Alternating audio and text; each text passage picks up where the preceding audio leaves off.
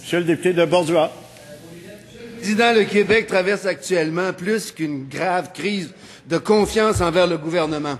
Le Québec vit une très grave crise morale, tellement la perception est forte dans la population d'un État qui se gouverne sans règles, sans normes, sans lois. Cette perception risque d'engendrer une méfiance généralisée des citoyens envers leurs institutions. Cette impression de faire partie d'un monde sans foi ni loi nous affaiblit considérablement comme peuple. Cette crise morale paralyse nos institutions, ralentit notre développement, nourrit la méfiance et menace notre démocratie. Le Premier ministre doit faire un geste de chef d'État digne de ce nom. Son indolence ne fait qu'aggraver la crise morale dans laquelle nous baignons présentement.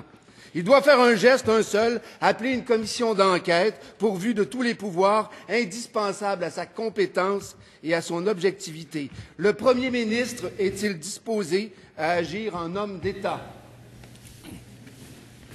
Monsieur le ministre de la Sécurité publique.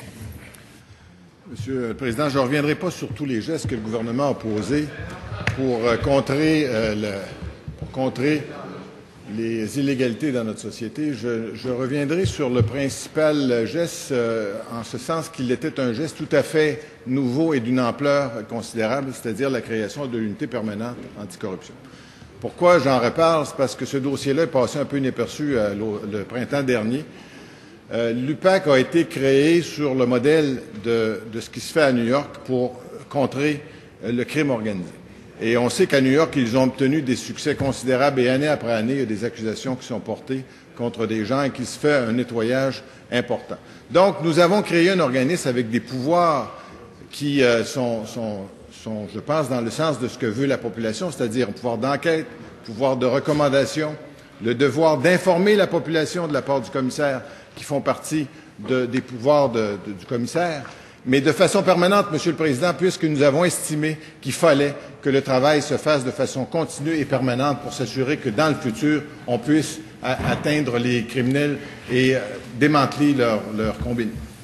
Première complémentaire, Monsieur le député de Bordua. Monsieur le Président, je suis persuadé que la majorité d'entre nous saluerait le courage et la sagesse du Premier ministre s'il admettait, même tardivement, la nécessité d'une enquête publique. Les Québécois lui en seraient reconnaissants et il n'est pas trop tard. Pourquoi le Premier ministre ne se pose-t-il pas en chef d'État responsable? Pourquoi choisit-il d'alimenter la crise plutôt que de la combattre? Monsieur le ministre de la Sécurité publique. Alors, Monsieur le Président, comme je l'ai précisé dans ma première réponse, nous avons pris tous les moyens et les meilleurs moyens pour combattre le crime. Monsieur le Président, je pense qu'il faut se rappeler qu'une commission d'enquête publique oblige des gens à venir témoigner, mais leur permet de faire un témoignage qui leur donne l'impunité, qui leur donne l'immunité sur leur témoignage et qui risque de venir compromettre les preuves que nous accumulons actuellement pour s'assurer que ces gens-là seront éventuellement condamnés. Et nous estimons que ce n'est pas la voie que souhaite la population du Québec, la voie que la population souhaite, le résultat qu'elle veut avoir. Le résultat qu'elle veut avoir, c'est qu'on démantèle le crime organisé et que la seule façon de le faire, c'est de mettre les gens devant.